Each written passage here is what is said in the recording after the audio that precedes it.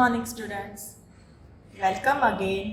Your unit tests are completed and we are now again starting our syllabus. Today we will continue chapter 5 exercise 5.1. उसका question number 11 से हम continue करेंगे. Question 10 तक हमारा unit test के पहले हो गया था. So first we will see question 11. In the following figure, देखो क्या दिया है यहाँ पे. In the following figure is angle 1 adjacent to angle 2, give reasons. अब यहाँ एंगल 1 और एंगल 2 एडजेसेंट है, दिखते हैं. मैंने आपको एडजेसेंट के बारे में क्या सिखाया है. विच आर एडजेसेंट एंगल्स, कोई भी दो एंगल जो ऐसे बाजू बाजू में हो, मतलब this angle and this angle, उसकी वर्टेक्स कॉमन होती है. जो उसका ये पॉइंट होता है ना, जहाँ से वो ऐसे एंगल बनता है, मुड़ता है, तो ये पॉइंट इसका भी है और ये पॉइंट इसका भी है. तो ये जो वर्टेक्स होती है ना, वो दोनों की एक ही होती है, तभी उसको एडजेसेंट एंगल्स बोलते हैं. और एक आर्म कॉमन होती है कि जिस आर्म मतलब उसका एक हैंड, ये दो हैंड में ये और ये दो हैंड में ये वाला दोनों का हैंड है, दोनों की आर्म, दोनों एंगल की, बराबर. और दूसरी जो आर्म है वो अलग अलग, ये इस साइड और इसकी इस साइड. ये 3 रूल है. There are 3 rules for adjacent angles. अब यहाँ पे हम देखें तो वर्टेक्स दोनों की अलग अलग है. इसकी वर्टेक्स यहाँ है और इसकी वर्टेक्स यहाँ है. तो हम यहाँ पे लिखेंगे, उसने पूछा है ना कि is these are adjacent angles, तो यू राइट डाउन, ये वाला ड्रॉ करके लिख देना. No, because there vertex is not common. ये उसका आंसर, उसका रीजन हो गया. Now question number 12. अब 12 में find the values of the angles x, y and z in each of the following. अब ये जो फिगर दी है वो मैंने ड्रॉ कर दी है, उसमें एंगल x, y और z की आपको वैल्यू फाइंड करनी है. हमको एक वैल्यू दे दी है, दैट इज 55 डिग्री. ये वाला जो एंगल है उसकी वैल्यू है 55 डिग्री. तो हमने कुछ रूल्स सीखे हैं, वो रूल्स का यूज़ करके हमको सबकी, ये सारे एंगल्स की वैल्यू मिल जाएगी. देखो कैसे मिलेगी. अब मैंने एक आपको सिखाया था कि दो इंटरसेक्टिंग लाइन होती है, उसमें वर्टिकली ऑपोजिट एंगल्स की वैल्यू सेम होती है. मतलब अगर ये 55 है तो ये भी 55 होगा. ये वाला होगा ना x, वो भी कितना होगा, 55 डिग्री. तो लिखेंगे x is equal to 55 degree. इसका रीजन क्या है, ब्रैकेट में लिख देने का. वर्टिकली ऑपोजिट एंगल, बराबर. तो ये रीजन हो गया. अब x मिल गया 55. अब y देखो, y या z कोई भी, पर हमको फाइंड करना है. y देखेंगे तो जैसे ये लीनियर पैर बन गए. देखो एक ही लाइन में ये और ये दोनों एंगल है, सही है ना. तो ये दोनों का टोटल कितना होना चाहिए, 180 होना चाहिए. लीनियर पैर है इसलिए. अब दोनों का 180 होना चाहिए, उसमें से ये वाला हमारा है 55. अगर ये 55 है तो y कितना होगा, तो 180 में से 55 माइनस करेंगे तो ये हो जाएगा 125 डिग्री. ठीक है. So y is equal to 125 degree और उसका रीजन लिखेंगे लीनियर पैर. ओके. अब z बाकी रहा. अब तुम लोग दोनों तरीके से ढूंढ सकते हो. इसकी ये लीनियर पैर भी है वैसे, और या तो फिर इसका वर्टिकली ऑपोजिट है, तो वर्टिकली ऑपोजिट है सेम, मतलब ये इतना सेम हो जाएगा. तो वो इजी वाला तरीका ही लेंगे ना हम. z is equal to 125 degree. जितना ये है उतना ये होगा, ये दोनों आमने सामने हैं. और ब्रैकेट में लिखेंगे vertically opposite angle of angle y, है ना. एंगल y का वो वर्टिकली ऑपोजिट एंगल है. देखो, ठीक है. इस तरह से आप लिख दो. तो ये हो गया आपका आंसर. अब हम करेंगे सेकंड पार्ट ऑफ क्वेश्चन 12. उसमें भी फिगर दी है जो मैंने यहाँ बना दी है. क्या फिगर दी है, उसमें भी एंगल x, y और z की वैल्यू फाइंड करनी है हमको. तो चलो फाइंड करते हैं. हमारे पास एक यहाँ 40 डिग्री है और यहाँ दूसरा है 25 डिग्री. ये दो एंगल्स के मेजरमेंट दे दिए. चलो हम फाइंड करते हैं. एक काम करते हैं, पहले इजी वाला कर देते हैं। जैसे ये इसके सामने 40 के सामने z है, दिख रहा है एक्स जेड। अभी ये लाइन को अगर हम ना देखें ना तो देखो दो इंटरसेक्टिंग लाइन दिख रही है तुम लोगों को, बिल्कुल क्रॉस। तो 40 के सामने z है, मतलब वो भी 40 होगा, ठीक है। फिर ये 40 और ये y जो है वो लीनियर पेयर बना रहे हैं, मतलब इन दोनों का टोटल 180 होगा। तो वो भी 180 में से 40 माइनस करोगे तो यहाँ पे y की वैल्यू मिल जाएगी, ठीक है। चलो ये दोनों तो बहुत ईजी। पहले हम फाइंड कर लेते हैं z को, कोई भी फाइंड कर सकते हैं। तो z is equal to 40 degree, bracket में क्या लिखोगे, वर्टिकली ऑपोजिट एंगल, ठीक है। इसका ऑपोजिट, इसका नाम नहीं है तो हमने डायरेक्ट ऐसे ही लिखा। अब फाइंड करते हैं y। तो y इज इक्वल टू क्या बताया था मैंने, 140 डिग्री। जैसे 180 माइनस 40 है ना, लीनियर पेयर, बराबर। ऐसे दोनों चीज़ लिख सकते हो, जैसे आपको समझाना है समझा सकते हो। अब बाकी रहा x। अब x इज इक्वल टू, बोलो x कैसे फाइंड करोगे, बहुत सारी मेथड होती है। यहाँ x किसी का वर्टिकली ऑपोजिट नहीं है, y का नहीं है, और y का ये इसके साथ होता है, तो इसमें 25 इंक्लूड है। तो वैसे 140 में से 25 माइनस करोगे तो भी मिल जाएगा, या फिर ये देखो ये तीनों ऐसे सप्लीमेंट्री एंगल से ये स्ट्रेट लाइन बना रहे, इसका मतलब है इन तीनों का टोटल 180 होगा। तो 180 में से 40 और 25 को माइनस कर देंगे तो x की वैल्यू मिल जाएगी। तो x is equal to 115 degree supplementary angles. Linear pair नहीं बोल सकते, पैर में सिर्फ दो ही एंगल होते हैं, तो वो फाइंड करेंगे। या फिर x इज इक्वल टू 115 है ना, सप्लीमेंट्री में भी दो ही होते हैं, तो एक काम करते हैं हम लोग 25 और x के साथ वर्टिकली ऑपोजिट, इसका वर्टिकली ऑपोजिट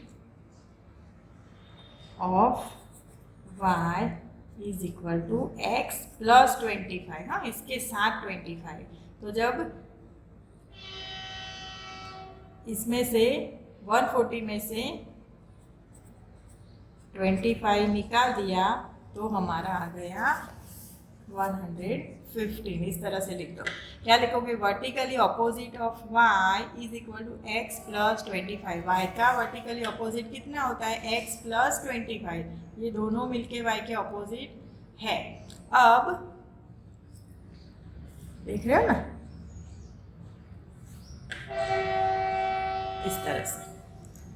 तो 140 में से 25 निकाल दो तो जो बाकी बचेगा वो होगा 115, जो x की वैल्यू है। तो ये आपको इस तरह से लिखना है।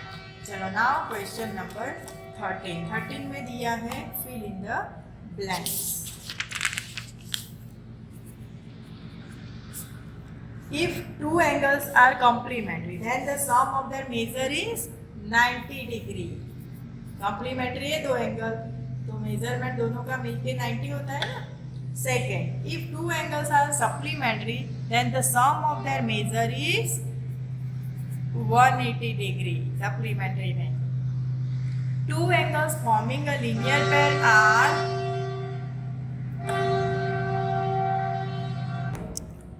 ब्लैंक। अब क्या मतलब है इसका, two angles forming a linear pair, दो एंगल है जो लीनियर पेयर बना रहे हैं, मतलब दोनों साथ में ऐसे जैसे एक ही लाइन में है। तो ये एक एंगल है और ये दूसरा एंगल है, लीनियर पेयर बना रहा है, तो वो दोनों एंगल सप्लीमेंट्री होंगे। सप्लीमेंट्री मतलब दो एंगल का टोटल 180 होना चाहिए। तो हाँ, लीनियर पेयर है मतलब इन दोनों का टोटल 180 होता ही है, इसीलिए सप्लीमेंट्री। आपको लीनियर पेयर और सप्लीमेंट्री का फर्क तो याद है ना। देखो दोनों एंगल का टोटल 180, लेकिन वो दोनों एक ही लाइन में है, और सप्लीमेंट्री में दोनों का 180 टोटल होता है, लेकिन दोनों अलग अलग हो सकते हैं। जैसे ये 100 का है और ये 80 का है, ये दोनों एंगल सप्लीमेंट्री कह सकते हैं क्योंकि दोनों का टोटल 180 है। लेकिन इसको लीनियर पेयर नहीं बोल सकते क्योंकि वो दोनों एक लाइन में जुड़ के नहीं है, वो दोनों अलग अलग है। दोनों का मतलब पता चला बेटा, वो याद रखना आप लोग। चलो फोर्थ, तो लीनियर पेयर सप्लीमेंट्री हो सकती है और सप्लीमेंट्री एंगल जरूरी नहीं है कि लीनियर पेयर हो। Fourth number, if two adjacent angles are supplementary they form a linear pair. अब ये देखो इसने कैसे बताया, दो एडजेसेंट एंगल है, पास पास में है दोनों, एडजेसेंट मतलब पास पास, और दोनों सप्लीमेंट्री भी है मतलब 180 भी है, तो वो क्या बना रहे हैं, तब वो लीनियर पेयर बना रहे हैं। ये होगी। फिर if two lines intersect at a point then the vertically opposite angles are always equal. Vertically are always equal.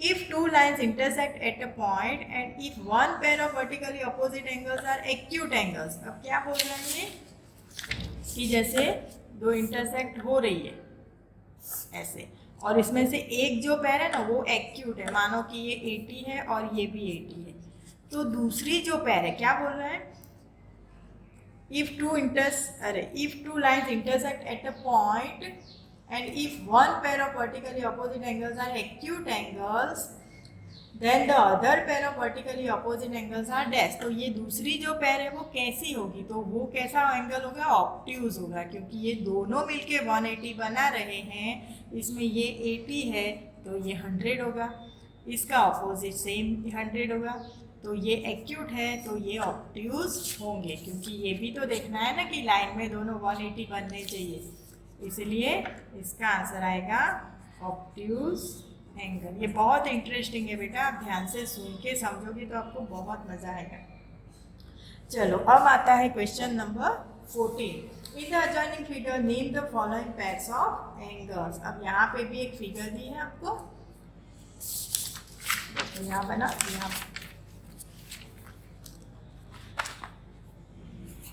क्या फिगर दी है, एक तो ऐसे स्ट्रेट, ये भी, और फिर ये ऐसे बनाया है। ओके, यहाँ ए पॉइंट है, यहाँ पॉइंट बी है, यहाँ पॉइंट ई है, यहाँ ओ, इधर है डी, और यहाँ है सी।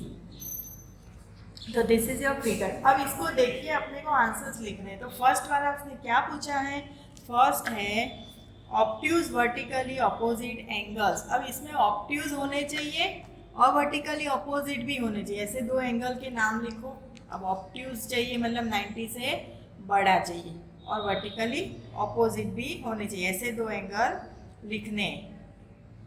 तो ए ओ डी, हाँ ये मिल गया, देखो एक ये एंगल और उसका वर्टिकली ऑपोजिट ये एंगल, क्योंकि ये जो दो लाइन जा रही है ना उसके ऊपर से हमको मिल जाएंगे angle A O D, angle ये B O C. Second, adjacent complementary angles. Adjacent है, पास पास में है, एकदम जुड़ के, और दोनों कॉम्प्लीमेंट्री मतलब दोनों का टोटल 90 होना चाहिए। तो देखो धीस एंड धीस एंगल की बात करो, एक ये वाला और एक ये वाला, ये दोनों मिलके 90 बना रहा है ना राइट एंगल। देखो तो दोनों का टोटल 90 हुआ और दोनों एडजेसेंट भी है, तो लिख दो A O B and angle A O E, है ना। चलो थर्ड है इक्वल सप्लीमेंट्री एंगल। सप्लीमेंट्री है दोनों, मतलब दोनों का टोटल 180 करना है और दोनों इक्वल भी होने चाहिए। ऐसे नहीं कि एक छोटा है बड़ा है और टोटल 180 कर दिया, ऐसा नहीं, दोनों 90 के होने चाहिए, तभी तो 180 टोटल करेंगे। तो देखो एक ये 90 का हो गया और एक ये 90 का हो गया, ठीक है। तो हम कौन से लेंगे, E O B and E O D. इसको आप ध्यान से फिगर देख देख के समझोगे तो बहुत जल्दी पता चलेगा। चलो फोर्थ है अनइक्वल सप्लीमेंट्री एंगल। सप्लीमेंट्री मतलब 180 टोटल करना है, स्ट्रेट लाइन बनानी है और अनइक्वल होने चाहिए, एक छोटा और एक बड़ा लेना है। तो हम कौन से लेंगे? कोई भी ले सकते हो, ए ओ बी ले लो, और दूसरा इसके साथ ये पैर ए ओ डी ले लो। तो ए ओ बी और ए ओ डी मिलके ये एक पूरी लाइन बना रहे ना, तो सप्लीमेंट्री हो गई और एडजेसेंट भी हो गई, बराबर। अनइक्वल सप्लीमेंट्री एंगल्स हो गए। फिर दूसरे भी हो सकते हैं, तुमको अगर ढूंढने हैं ना तो दूसरे भी है, बी ओ सी सी ओ डी भी है, बी ओ सी और सी ओ डी, देखो ये नीचे भी है, वो दोनों मिलके भी ये वाली लाइन बना रहे हैं। और दूसरे भी है, ढूंढने हो तो ढूंढ के लिख देना, मैंने एक ही पैर लिखी है। चलो फिफ्थ है adjacent angles that do not form a linear pair. Adjacent होने चाहिए पास पास में, लेकिन लीनियर पेयर ना बनाते हो, ऐसे एंगल चाहिए। तो देखो ए O P and A O ई, ठीक है, तो वो कॉम्प्लीमेंट्री है, लीनियर पेयर नहीं बना है, उसका लिख सकते हो। या फिर ए O E and E O D, ये भी ले सकते हैं। चलो ये नया वाला लेते हैं, ए ओ ई ये और ये ई ओ डी, तो ये कैसे हो गए? Not form a linear pair. इसमें भी दूसरे हैं, बराबर, फाइंड करके आप लिख सकते हो। बाकी इतने एक एक पैर लिखने हो तो this are your answers. So this was your exercise 5.1 we have completed here.